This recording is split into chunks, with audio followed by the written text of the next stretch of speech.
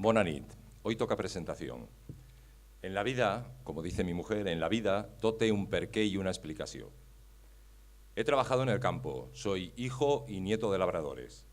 De ellos aprendí la cultura del esfuerzo diario, el amor a la tierra y al entorno, el aprovechamiento racional de los recursos y a respetar y conservar las tradiciones que nos identifican. He sido maestro.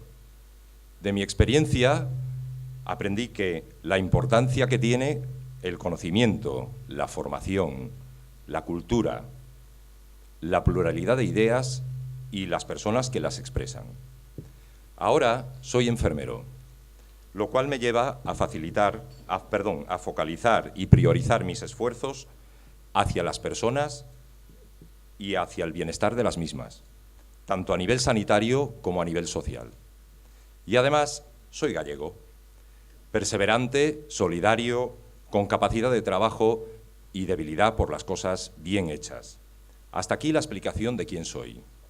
Ahora toca el por qué estoy en Compromís.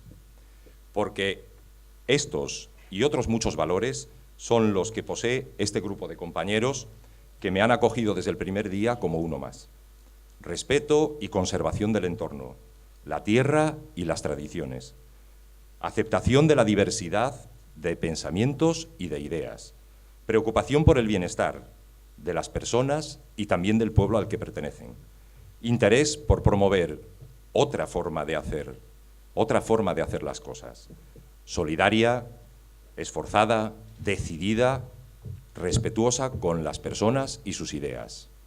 Això és lo que mos unís i ixe és el nostre compromís.